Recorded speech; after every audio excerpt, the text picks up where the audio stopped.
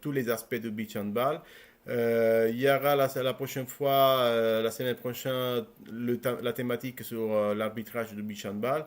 Et dernier rendez-vous de juin, l'attaque placée et la figure de spécialiste. Donc, je vous invite à ne pas manquer. Et le mois de juillet, il y aura d'autres thématiques. On va décortiquer de plus en plus le beach handball. Euh, Aujourd'hui, qu'est-ce qu'on va faire aujourd'hui? Euh, Aujourd'hui, ah pardon, voilà, c'est la première fois, donc il y aura des erreurs, désolé.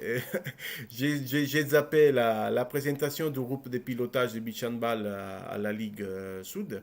Vous voyez, il y a Giuseppe Malatino, Claudio Zaffarana, moi-même, Eric Quentin, Michael Ilyes, Mathieu Ripper, Anne Martini, Maxime Gandon et l'entraîneur, parce qu'on est sept, plus Vanessa que l'entraîneur, Vanessa Patouka-Bourja. On est l'équipe de pilotage du beach handball. Donc, n'hésitez pas à nous poser des questions si vous les avez. Et vous trouvez les groupes Facebook Beach Handball Sud et Pod Azur Beach Handball et mon mail ici si vous avez des questions. D'accord? Ne vous inquiétez pas parce que de toute façon, au fil des séances qu'on va faire, on va de plus en plus vous présenter le projet de la Ligue, le projet de la fédération et on va voir même autour de nous, c'est-à-dire de les autres pays, qu'est-ce qu'ils font et où ils sont au niveau des handball. Donc, aujourd'hui, vous pouvez voir le sommaire. Moi, je m'occuperai de vous présenter l'histoire du beach handball parce que je crois que pour comprendre bien où on est en train d'y aller, il faut bien comprendre d'où on vient. Et donc, l'histoire du beach handball, c'est fondamental pour comprendre pas mal de choses. Après moi, notre ami Maxime va nous expliquer les règles officielles du beach handball moderne. Donc, il va faire un peu un tour général de toutes les règles du beach. Et on a l'invité du jour. Chaque rendez-vous, il y aura un invité. Aujourd'hui, c'est Pippo Malatino, entraîneur de l'équipe moins 17 du beach handball d'Italie et entraîneur adjoint du beach handball toujours d'Italie. Donc, quelqu'un qui connaît le beach très, très, très, très bien. Et pour terminer, fondateur, entraîneur de son club de Ventimiglia, avec lequel a gagné le championnat d'Italie du beach handball la saison passée. Et on terminera avec un petit. On fait un peu. On voit le contexte international du beach handball pour vous faire comprendre quelle nation aujourd'hui domine et nous, où nous sommes. Voilà. Donc, je ne sais pas, vous voulez dire quelque chose, Maxime Pippo? Ah, moi, quoi dire, je voudrais porter mon bonjour à toutes les personnes qui nous écoutent et te remercier pour cette invitation. Je crois que c'est une bonne initiative et je trouve qu'il y aura beaucoup de succès pour les passionnés parce que le beach handball, c'est une des disciplines spectaculaires qui existent. Donc, je suis sûr que toutes les personnes qui vont suivre ce moment très privilégié de Beach Handball Café vont apprécier. Maxime, elle est où ta tasse? T'as pris la tasse pour ton café? Ah, on a Ah, elle est tout. là. Super. Si vous êtes prêts, on démarre. On commence avec l'histoire du beach handball. Elle est là. Donc, j'espère que ça marche. Il faut bien comprendre le beach handball a une histoire depuis 91. Mais on commence par la fin. 2019, c'est la finale du championnat d'Europe féminin. J'ai stop là. J'ai arrêté pour vous faire comprendre le contexte. C'est la finale championnat d'Europe féminin entre l'Hongrie et le Danemark. L'Hongrie, dernière minute, l'Hongrie a son penalty pour égaliser, en sachant que le Danemark a déjà gagné son premier set. D'accord? Regardez bien parce que dans le minute là que vous allez voir, pour moi, il y a concentré tout ce qu'il y a de plus beau du sport en général et du beach handball. Regardez. Donc, gardienne qui fait un super arrêt, c'est un moment super important. Les secondes qui passent, qui coulent. Le Danemark qui doit juste gérer. Il reste 45 secondes. Et donc, le stress, la fatigue, je ne sais pas quoi, et voilà, qu'est-ce qu'ils vont faire des joueurs qui ont dominé le championnat jusqu'à maintenant. L'Hongrie, 30 secondes à la fin, elle a encore l'espoir d'égaliser. Encore des erreurs. Là, c'est la fatigue, hein, je vous l'assure. Mais les arbitres qui sont prêts, c'est correct, passage en force. 20 secondes.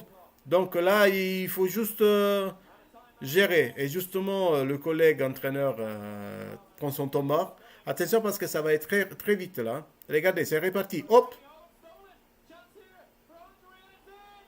il reste 10 secondes. Égalité. Regarde à quelle vitesse. C'est juste un point pour le Danemark pour gagner.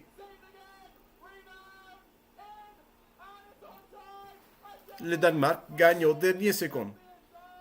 Vous voyez, moi, j'ai voulu commencer l'histoire de beach handball avec ça parce que je crois que, voilà, ça explique très bien où on est et qu'on vient de très loin pour arriver au niveau que vous venez de voir.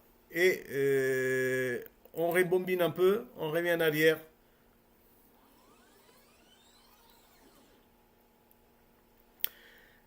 91 Gaeta. Gaeta, c'est une petite ville à mi-chemin entre Rome et Naples.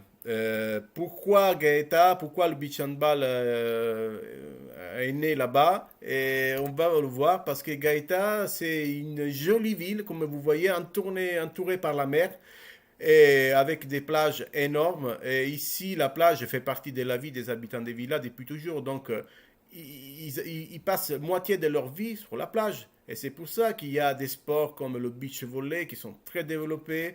Il y a aussi le beach soccer, voilà, c'est le foot hein, sur le sable.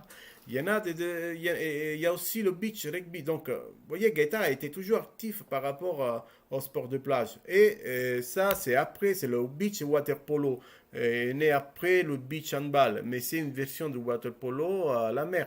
Donc, et ça, je vous explique pourquoi à un moment donné, les deux clubs de Gaëta, Sporting Club Gaëta et Gaëta Handball 84, ont décidé de créer une version d'handball sur plage, donc le beach handball. Ce monsieur que vous voyez là en bas à droite, Antonio Viola, c'est déjà un ami, un collègue, et c'est lui qui a animé depuis le début le beach handball avec son énergie. Il a créé des tournois énormes, mais on va revenir les prochaines fois quand on parlera des tournois de beach handball dans le monde.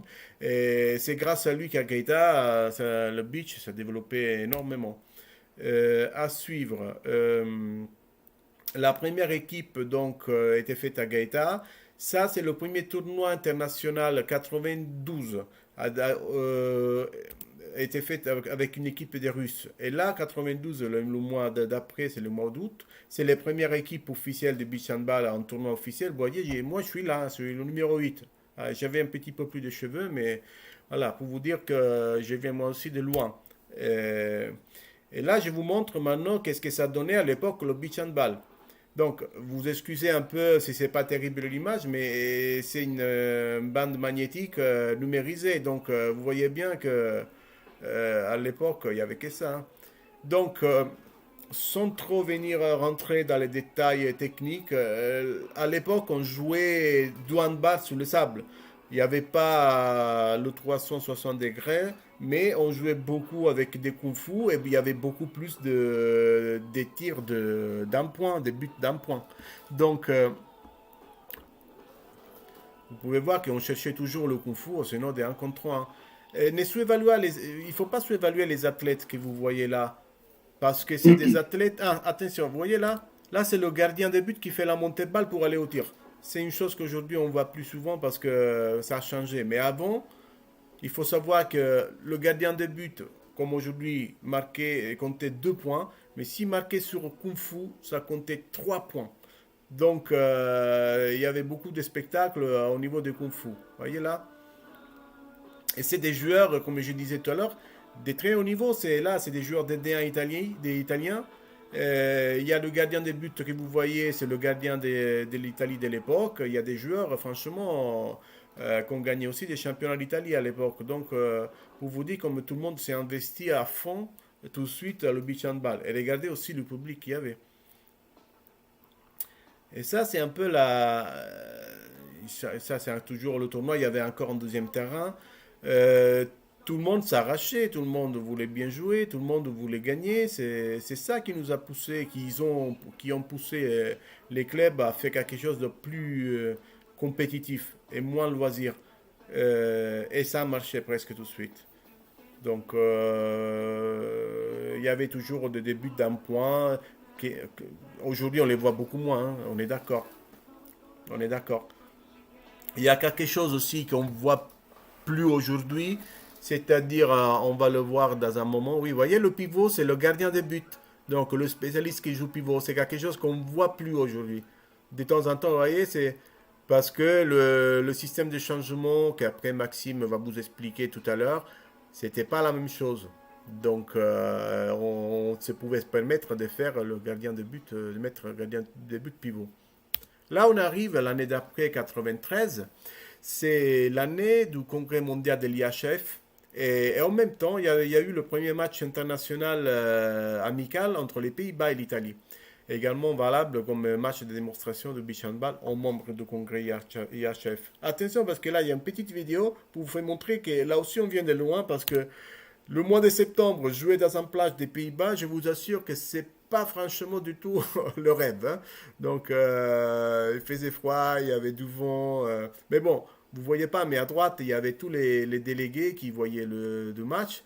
C'est l'équipe d'Italie, en fait, c'est l'équipe des Gaeta, parce qu'il y avait que Gaeta qui jouait au beach contre une sélection des Pays-Bas. Ça, c'est pour vous montrer un peu qu'est-ce que ça donnait à l'époque. On va à 94, l'IHF lance officiellement le beach handball. Donc, et comment? Avec cette vidéo de démonstration et de présentation aux clubs intéressés. Vous voyez, les moyens de l'époque, hein, c'était ça, mais pour l'époque, c'était quelque chose de très très bien organisé. Et vous voyez, ils présentaient dimensions du terrain, les cages. Il y avait quelque chose de super bien fait pour l'époque. Et il y a la version italienne et la version anglaise. Ça, ça a été la vidéo officielle pendant quelques années et avec des explications très très détaillées. Bien sûr, maintenant vous allez voir un peu quelques matchs de démonstration. On manquait comment dire, de spectacle. Le spectacle, c'était que le kung fu. Parce qu'à l'époque, on n'avait pas encore le 360 degrés. Donc, on voyait beaucoup plus, comme tout à l'heure, des tirs d'un point. Mais la chose intéressante, c'est que déjà à partir de 93, il y a des règles bien définies, des règles partagées et avec des arbitres préparés. Donc, c'est pour ça qu'il y a Maxime aujourd'hui, parce qu'on vous montrer comme l'importance des arbitres au beach handball est énorme. Je ne dis pas qu'ailleurs au handball, c'est pas la même chose, mais ils ont un rôle un petit peu différent par rapport aux autres sports. Et il faut les premiers, il faut les considérer. Vous voyez comme tout le monde cherchait chaque fois des petits kung-fu pour avoir les 2 points.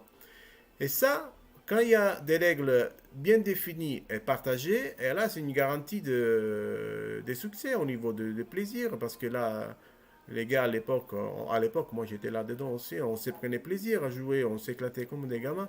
Donc, et ça, on le faisait tous les étés. Les étés, entre un championnat et l'autre, on n'arrêtait presque jamais l'handball et on continuait à jouer tout le temps, tout le temps, tout le temps.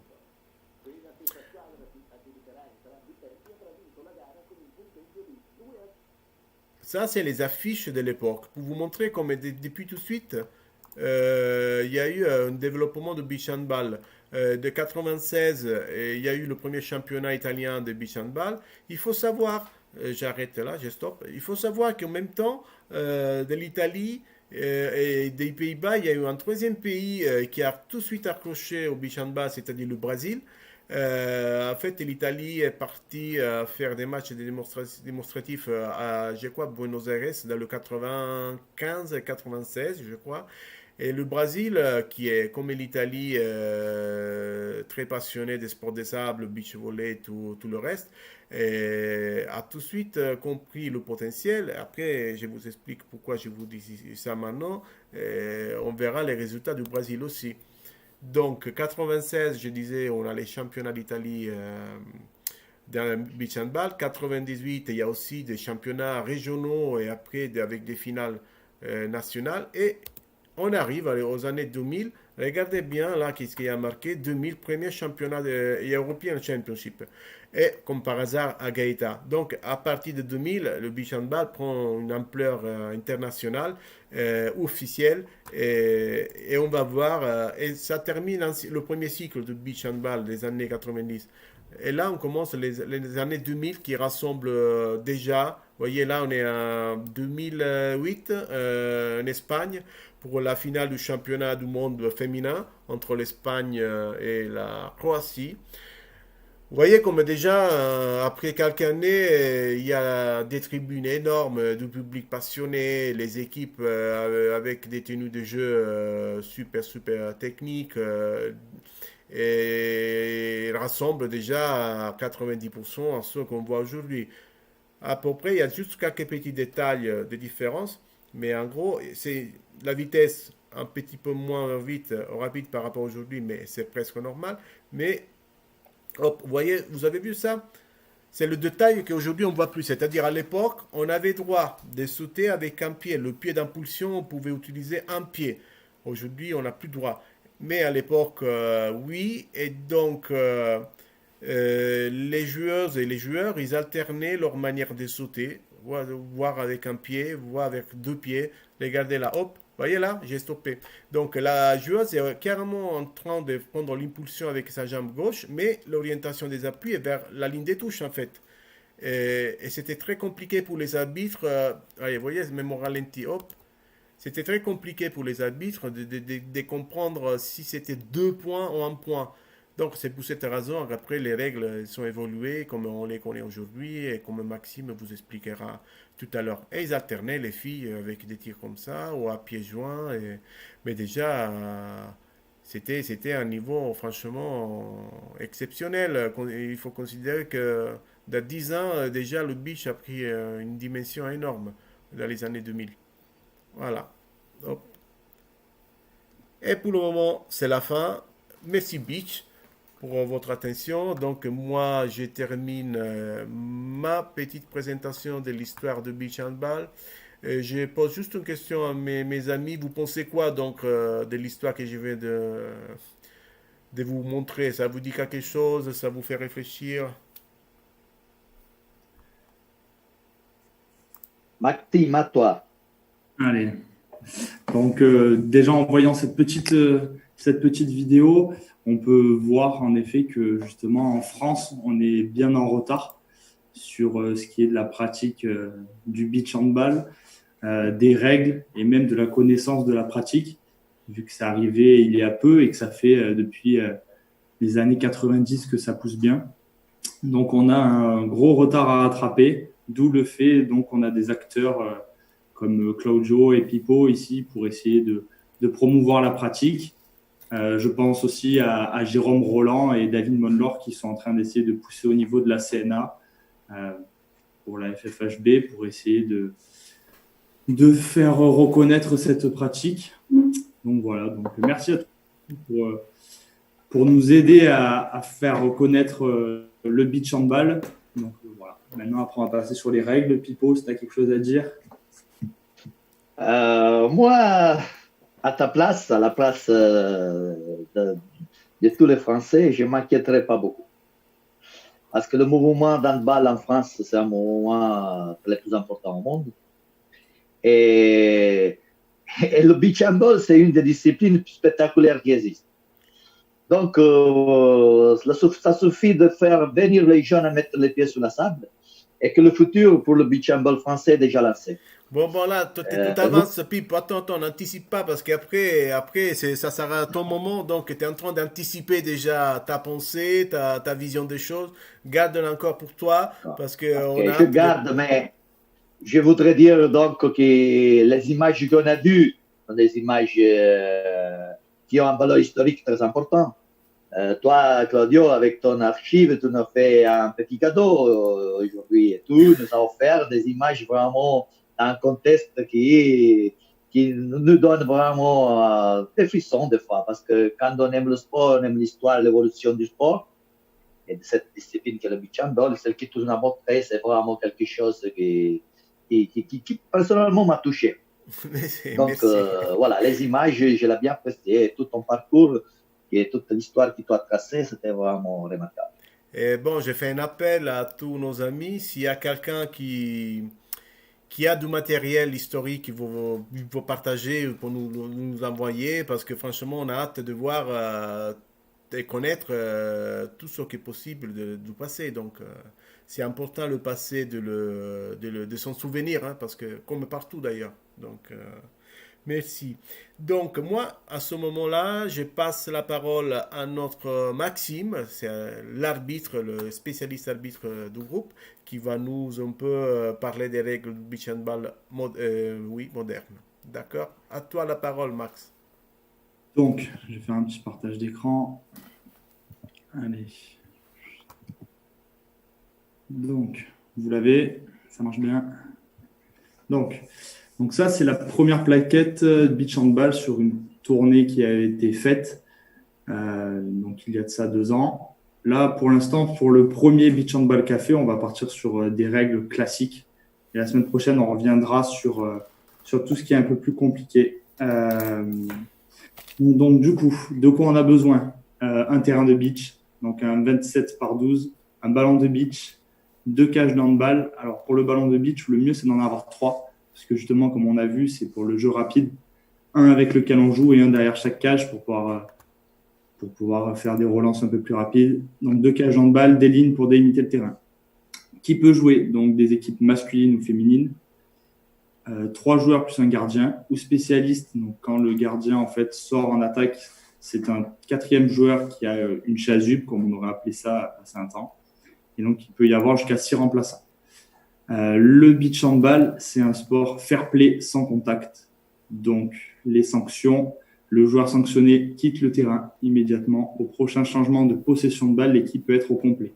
Donc, ça veut dire que ça ne va pas fonctionner sur un 2 minutes, mais ça va fonctionner sur une possession de balle.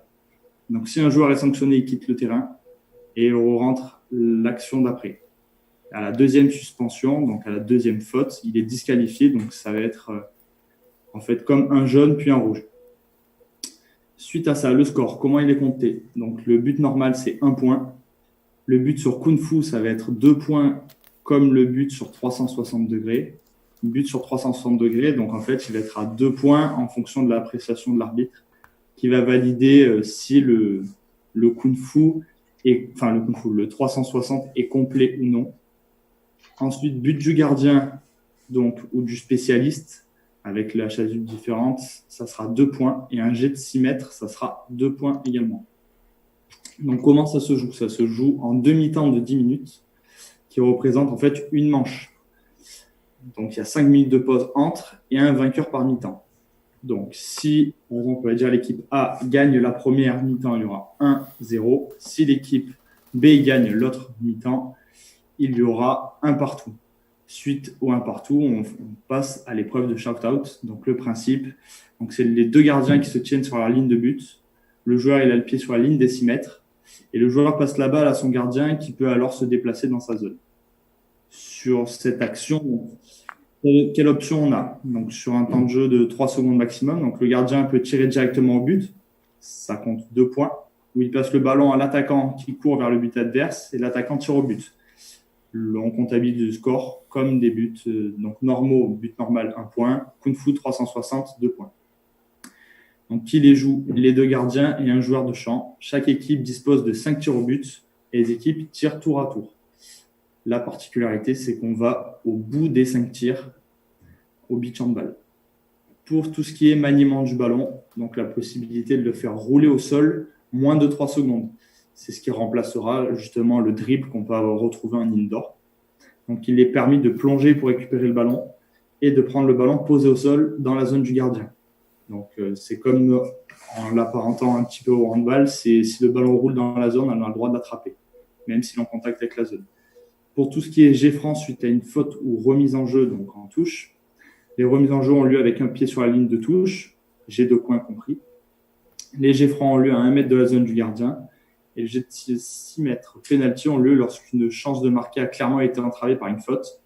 Donc, on rappelle aussi qu'un jet de 6 mètres, c'est 2 points pour favoriser justement le laisser jouer et éviter toute faute et contact. Donc, en cas d'égalité sur une mi-temps, donc je vous l'ai dit, on arrive sur l'épreuve du shutout. En cas d'égalité sur une mi-temps. Donc là, ça veut dire qu'on arrive à la fin d'une manche et qu'il y a égalité. On relance le ballon au milieu en fait entre les deux joueurs. Et là, ça va être un petit peu ce qui est le but en or. Donc, ça veut dire que la première équipe qui marque, que ça soit un but à 1 point ou à 2 points, remporte la manche. Et c'est suite aux manches, en fait, s'il y a égalité de 2 manches, à ce moment-là, on arrive au shutout. Pour tout ce qui est, on va dire, délimitation de terrain, on garde ça pour la semaine prochaine. Il faut savoir qu'au beach handball, il y a des zones d'entrée en fait, de gardiens, des aires de remplacement, et c'est-à-dire que tout ce qui est niveau changement est beaucoup plus compliqué, complexe et différent qu'au handball. Car en fait, pour favoriser la vitesse de jeu, et encore une fois le laisser jouer, ça sort et ça rentre dans tous les sens. Donc ça, on y reviendra la semaine prochaine parce que c'est un gros point qui fait la différence du beach handball et du handball. Donc, on va lire le petit dernier encart. Donc, qui gagne? C'est l'équipe ayant obtenu le plus de points à la fin des 5 tirs donc, du shutout, si on arrive au shutout. En cas d'égalité, si par exemple on arrive à 5-5, c'est-à-dire que des buts classiques, on arrive à la mort subite. Donc, tir au but, tour à tour, jusqu'à ce qu'un vainqueur soit désigné. Et le vainqueur, c'est l'équipe ayant obtenu une différence d'un but après que les équipes ont eu le même nombre d'essais. Et score final, 2-1 à l'issue des tirs au but. Voilà, donc là, on a fait un petit tour plutôt synthétique des règles. Il ne faut pas oublier qu'il peut y avoir aussi des passages en force, des refus de jeu, donc des jeux de passifs, qui sont beaucoup plus délicats qu'au handball. C'est-à-dire que le jeu passif, si on arrive devant la zone de but, qu'on refuse de tirer, il y aura un jeu passif immédiatement. Donc, il n'y a pas un maximum de passes de 6 comme on peut retrouver en indoor. Du fait que les mi-temps ne durent que 10 minutes aussi. Donc voilà, vous avez j'ai juste une question par rapport au concept de distance à respecter. Donc au handball, on sait qu'on doit respecter les fameux 3 mètres. Au beach handball, vu que le terrain est plus petit, ça marche comment? On essaye de s'y tenir, mais on va dire que lorsque par exemple le jet franc se rapproche de la ligne de but, on ne peut pas demander au défenseur de découvrir intégralement sa ligne de but. Donc, c'est pour ça que les arbitres au beach handball, j'ai posé la question exprès, ils ont une importance énorme. Après on y reparlera demain, quand on parlera de fair play. Il faut comprendre que tout le monde est là pour s'amuser, pour essayer de faire amuser tous les autres. Et le respect, c'est doit être total. Parce que des fois, on fait des erreurs, mais comme on rate des tirs, l'arbitre aussi a le droit de mal interpréter, disons, mais c'est super important l'aspect de fair play. Et par rapport à ce que tu disais, Maxime, les thèmes, en fait, dans les séances, dans les conférences à venir, on a programmé des moments où on va décortiquer mieux les changements, parce que les changements au beach handball, c'est la clé. C'est la clé parce que c'est un système énorme à déjà comprendre et à appliquer. Donc, voilà. Merci Maxime, j'ai hâte de te revoir après la semaine prochaine pour décortiquer mieux tout ce qui est l'aspect des arbitres dans le beach handball. Et je ne sais pas si Pipo, tu as des questions à poser à Maxime? Non, Maxime a bien expliqué celles qui sont les fondamentaux de la discipline et il a souligné des choses très importantes au niveau technique qu'il faut respecter. Et surtout, quand il a parlé des changements, quand il dit part dans tous les côtés, ça, il ne faut pas que vous inquiétez pas. Il ne faut pas s'inquiéter de ça. Parce que la beauté de ce jeu, c'est aussi savoir gérer au niveau tactique ce changement-là. Il faut faire en vitesse, il faut donner justement au jeu une qualité spectaculaire encore plus grande, mais c'est aussi ça qui fait la beauté du jeu et la subtilité tactique parce que les changements, on peut les faire en différentes façons, mais au niveau tactique, Oui. et ça donne encore un petit grain de beauté au jeu. C'est plus pétillant. Donc, Pipe, comme ça, on va rentrer dans la troisième partie de cette webconférence avec les 3 questions. Donc, à chaque fois, on posera toujours les mêmes questions.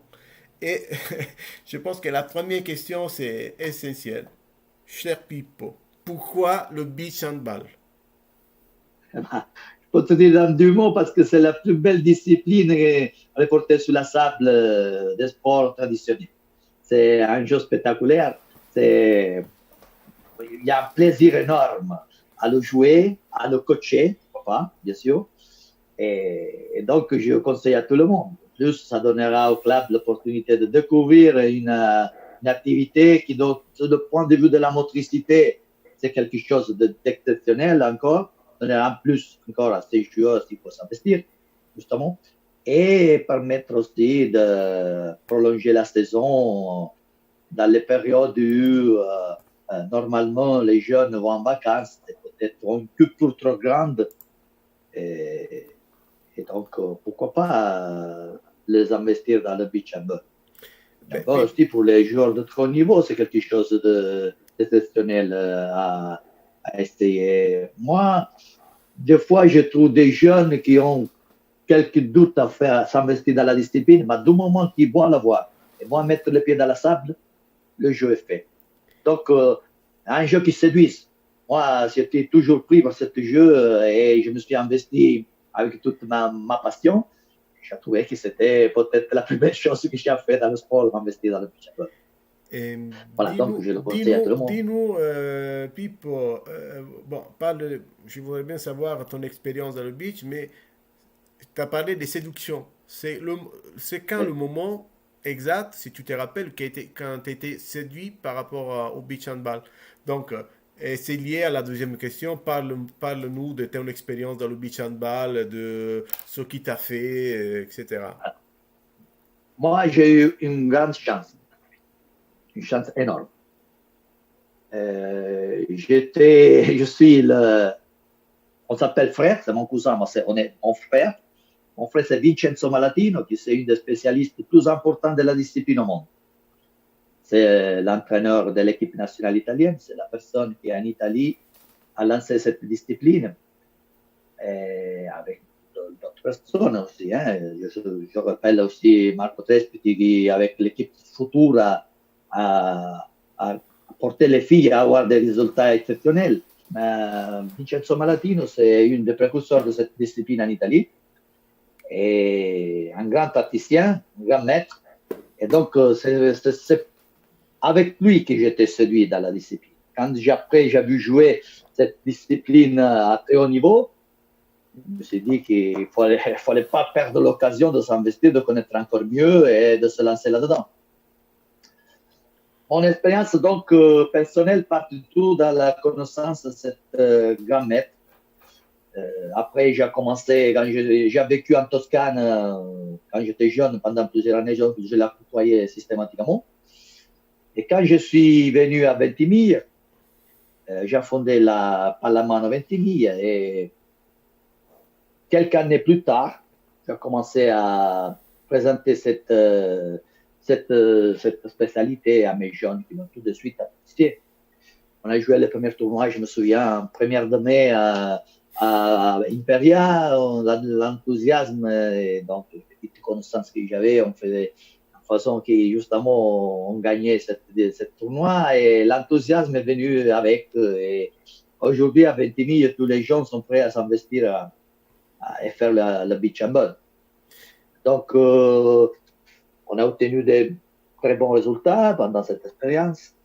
l'année passée, j'ai eu l'honneur d'être choisi comme un des membres du groupe de développement de beach and ball dans la région sud, dans la région PACA. Et on a joué le challenge région sud, qui était vraiment la première discipline, la première compétition officielle en France. C'était une sacrée expérience, pour moi personnellement, pour tous les jeunes qui ont participé. Ça nous a donné l'opportunité de nous lancer la saison et de la finir après à Gaeta, qui c'est la capitale du beach handball italien, on peut dire. Et même plus Gaeta, il avait les championnats italiens, soit des moins 18 que des seniors, et nous, on était le tournoi ABT. ABT, après, je crois que tu vas aborder ce sujet. Oui, on abordera aussi tous les tournois, les formes des tournois et tout ça pour bien expliquer, parce qu'il y en a des choses à dire, il y en a. Oui, bien sûr. Et donc là, on a eu de superbes résultats, soit avec le moins 18 qu'avec le senior, à tel point qu'après, moi, j'étais choisi par la fédération d'être chargé comme entraîneur adjoint de l'équipe italienne. Et on a participé à la Champion Cup avec une mixte de joueurs entre l'équipe de Ventimiglia et une équipe fédérale. Et m'ont donné la responsabilité de suivre l'équipe junior, moins 17. Ça, c'est bien mérité, Pipe. Moi, pour information, je connais Pipe depuis des années et c'est quelqu'un qui donne beaucoup à l'handball et au beach handball. Et le fait qu'il a enfin recueilli les fruits de son travail, c'est bien mérité. Ça, c'est sûr et certain. Parce que je vous assure que, notamment en Italie, les moyens pour faire sport sont beaucoup moins. Donc, et il a obtenu quand même des résultats énormes. Et donc, au vu de ton expérience, Bip, au vu de l'histoire qu'on a connue de beach handball, comment tu vois, et c'est la troisième question, comment tu vois le futur de cette discipline? Comment tu vois l'évolution du beach handball dans les années à venir? Parce qu'en fait, je rappelle à tout le monde que les championnats d'Europe de cette année, à mon avis, sont été un turnover il y a un moment de déclic, il y a quelque chose qui s'est passé. Voilà, donc on en parlera après, mais par rapport à ta vision des choses. Moi, je trouve que le beach handball, c'est une discipline qui a une grande potentialité. L'expansion de cette discipline, on ne peut pas l'arrêter. C'est une discipline qui prend tout le monde. La beauté de cette discipline, c'est que tout le monde peut gagner contre tout le monde. Ça veut dire, une fois qu'on a une bonne préparation physique et technique, et on arrive à jouer à un certain niveau, tout le monde peut gagner contre tout le monde. Et donc, ça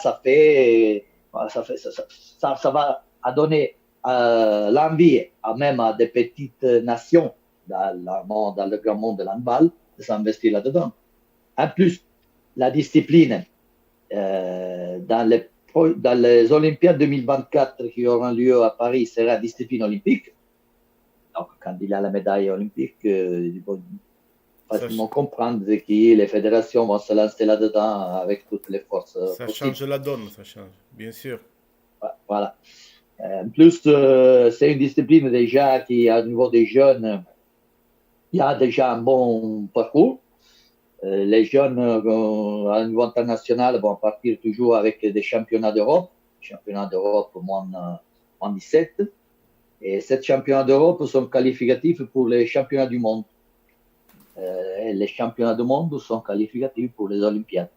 Nous, on a eu, avec l'équipe italienne, l'opportunité de faire un sacré parcours, d'arriver troisième dans les championnats d'Europe dernière des juniors, en 17, d'arriver deuxième au championnat du monde et avoir donc l'opportunité de se qualifier aux Olympiades. Deuxième, malheureusement, pour un shootout raté. Et donc, après les Olympiades, l'équipe n'a pas eu beaucoup de temps pour se préparer, arrivé sixième. On a beaucoup de regrets en Italie pour avoir manqué une sacrée chance de faire encore mieux. participer à une Olympiade, même si c'est Olympiade junior, hein, c'est quelque chose que tous les sportifs, et surtout les jeunes, rêvent de faire. Hein.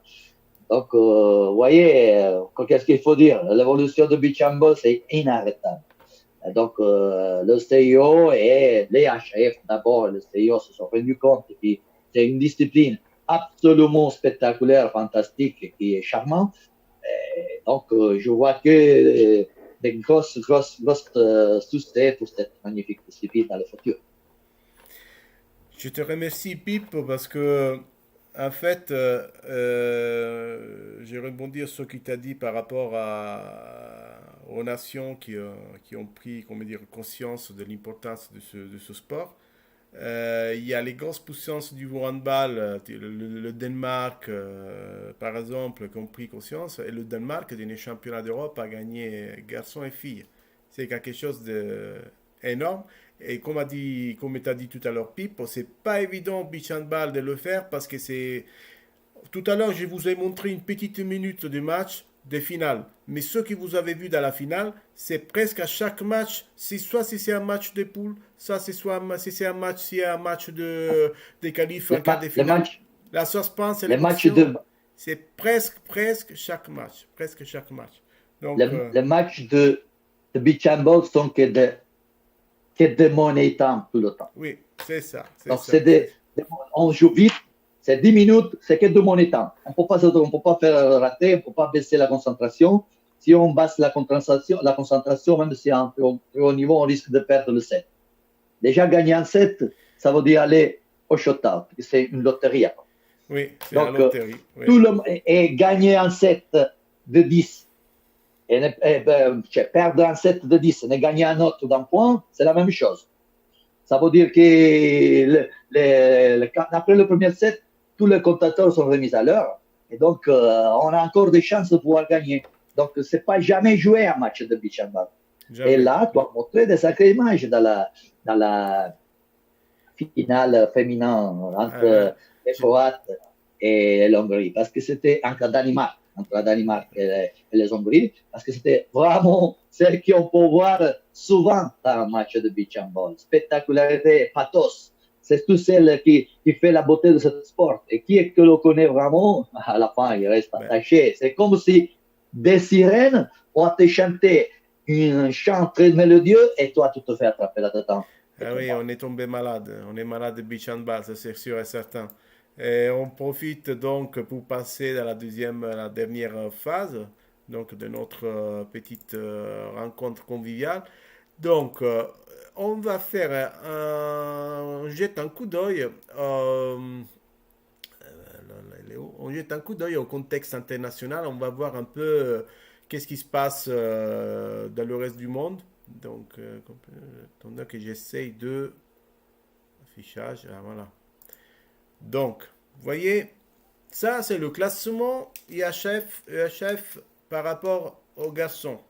Donc, jusqu'à aujourd'hui, je voulais vous dire quelque chose. En fait, jusqu'à un certain moment, les championnats d'Europe, les championnats du monde, il n'y avait pas besoin d'être qualifié. Parce qu'il n'y avait pas encore assez de nations. Donc, en fait, tout le monde pouvait, entre guillemets, participer à la phase finale du championnat du monde d'Europe. À partir de certains moments où les nations ont commencé à, se multiplier, bien sûr, il faut décider qui va à la phase finale. Donc, c'est pour ça que Pipo tout à l'heure a parlé des phases de qualification. Donc, en Europe, comme par hasard, c'est la Croatie qui domine. 4 médailles d'or, un argent et une médaille de bronze. Donc, 6 médailles au total. Et c'est une nation, la Croatie, je ne sais pas comment ils font, mais tous les sports, les Croates sont. Ça, sont les masculins, hein, les garçons. Ça, c'est les garçons, attention. Donc, l'Espagne, qui a accroché tout de suite au beach handball dans la deuxième partie des années 2000, se retrouve en 12e place. Et la Russie, voilà. Comme quoi, les pays de la Méditerranée, les pays du nord d'Europe, parce que la Russie, la Biélorussie, le Danemark, l'Hongrie, l'Allemagne, la Norvège, ils n'ont pas peur de jouer sous la sable. Donc, on termine avec la Turquie et l'Ukraine. Ça, c'est pour vous donner un peu l'idée du pouvoir qu'il y a aujourd'hui en Europe, qui détient le pouvoir, qui détient le sceptre de puissance du beach handball. Et côté féminin, c'est toujours la Croatie. Vous voyez? Donc, la Croatie, c'est énorme. La Russie, Hongrie, Norvège, Allemagne, Danemark. En fait, le Danemark, avec le dernier championnat d'Europe, a rebondi presque dans la dernière place à moitié classement parce que jusqu'avant, elle avait gagné 2 argents et 3 bronzes. Donc, les filles. Bah, c'est ça, on sait que les filles de handball sont à fond là. Donc, et je regarde à nouveau les garçons. Les garçons, ils avaient gagné qu'une médaille de bronze avant la médaille d'or. Donc, si on fait un classement général, vous voyez, par nation, c'est toujours la Croatie qui la remporte jusqu'à aujourd'hui. Russie, Espagne, Hongrie, Danemark, Norvège, en fait, et l'Italie, parce que côté filles, l'Italie, ils ont eu pas mal de résultats, notamment avec 2 médailles de bronze. Je crois obtenu en Norvège, je crois qu'ils l'ont pris. Donc, En Norvège, on gagne le championnat d'Europe. et Norvège ont gagné le championnat d'Europe. C'était Norvège, oui, oui, c'était Norvège le championnat d'Europe. Donc, et se défendent super bien les filles, les Italiennes. Donc voilà, on attend juste le petit drapeau français qui rentre dans le classement. À se souvenir au dernier championnat d'Europe, l'exploit des garçons avec notre Michael Yes qui fait partie du groupe de développement de la Ligue, qui est et lui aussi l'entraîneur de l'équipe de France. Il a décroché l'huitième place. Et c'est quelque chose d'énorme parce que c'est une équipe mise en place il n'y a pas beaucoup de temps, mais avec beaucoup d'envie et de conviction. Et les garçons, ils se sont franchement super bien défendus. Et on passe un peu au contexte un peu plus large. On va voir le reste du monde. Qu'est-ce que. Classement, en fait, au niveau féminin mondial, là c'est pas à partir de 2004, c'est le Brésil qui a gagné 3 fois le championnat du monde. Et au beach handball, c'est énorme. C'est la seule équipe qui a gagné plus d'une fois le championnat du monde. Après, derrière, il y a toujours la Croatie qui a gagné une fois. Et c'est la vidéo qu'on avait vue tout à l'heure, qui avait gagné contre l'Espagne, chez l'Espagne. La Grèce qui a gagné le dernier championnat du monde 2018, c'était la surprise qui a battu la Norvège en finale. Tout le monde avait visé la Norvège, hein, mais la Grèce, elle a remporté. Et vous voyez comme le Brésil, en fait, c'est pour ça tout à l'heure, quand je vous ai fait la présentation, je vous ai dit le Brésil, c'est un des premiers pays qui a compris la potentialité du beach handball. Et ça, c'est le résultat, vient de loin le Brésil. Hein. Ils ne se sont pas réveillés l'année dernière. Et ça, Avec tous les éplages qu'ils ont, là, c'est impossible. Attends, Pipe, ne me dis pas que, je sais pas, que la Norvège ou la Russie ont non. des plages. Je parle sous... Il n'y a pas des Non, plages. je parlais que du Brésil. Je parlais que du Brésil. Moi, je Rappelle-vous dis tout que à l'heure ça, c'est une discipline mondiale. Rappelle-vous tout à l'heure quand on a montré la vidéo de septembre aux Pays-Bas. Mais quand même, Ouais. ils ont des structures couvertes, des structures fermées, aptes à la pratique de l'activité, même pendant les saisons hivernales. Donc, et nous, on l'a pas, ce type de structure. Et on termine avec les garçons. Donc, et voilà, bon. Comme au foot, même au beach handball, pentacampion. Le Brésilien, les garçons ont gagné 5 fois le championnat du monde. 5 fois. C'est pour ça que je suis franchement un peu désolé qu'il n'y a pas de championnat du monde cette année parce que j'avais hâte de voir le Brésil se confronter contre le Danemark qui m'a étonné, contre l'Espagne qui c'est quand même c'est une super équipe. Franchement, j'aurais jamais imaginé la victoire qui va gagner la médaille d'or. Mais bon, c'est pour la prochaine fois. En tout cas, Croatie qui a gagné 2 fois le championnat du monde, chose qu'a jamais fait au handball. Et l'Égypte, parce que c'était la première édition. Donc, ça, c'est pour vous faire comprendre un peu comme qu'est-ce qui se passe ailleurs. Maxime, qu'est-ce que tu dis là? Qu'est-ce que tu penses de cette... Le Brésil, niveau, par exemple, féminin, si tu peux revenir sur... on voit que, à part le premier championnat du monde, sinon, elles ont toujours été classées. Donc, première, troisième, elles sont toujours sur le podium. Donc, comme la Norvège sur les 5 derniers. Donc, c'est les nations fortes, justement, du beach handball, là, par exemple, au féminin. Mais masculin, c'est pareil pour le Brésil. Et c'est des En choses. plus, dans les garçons, pardon. Voilà, les garçons. Dans les garçons, c'était toujours finaliste, si vous observez là. Toujours finaliste après la première édition. Oui, Tout le temps. oui. Sauf la Regardez. première édition. Oui. Au premier, au deuxième. Voilà, la Croatie Donc, en a. c'est Première formidable. place, deuxième place. Première place, première place, première place, deuxième place, première place. Voilà. Quand même. Il faut le faire. Pas mal. Et c'est là aussi où on voit qu'au beach handball, par exemple, en comparaison au handball, c'est un petit peu plus mondialisé. On va dire qu'il y a d'autres équipes qui sont capables de faire des performances autres qu'européennes. Ouais. Donc, on voit par exemple l'Égypte, la Turquie, le Brésil, le Qatar aussi qui revient, alors que c'est des équipes, enfin des nations qu'on voit moins, par exemple, au handball.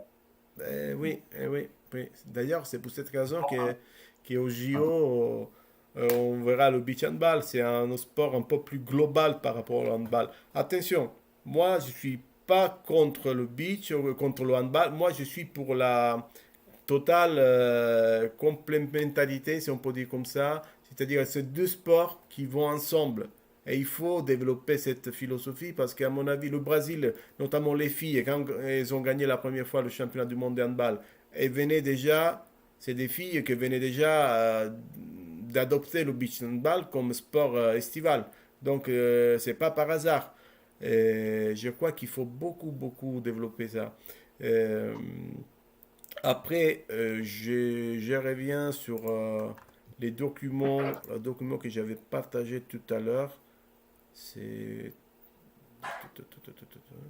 Voilà, on revient là.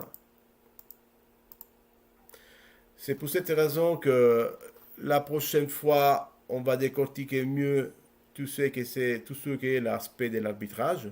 Donc, il y aura la thématique de paragonner l'arbitrage du hand et du beach handball.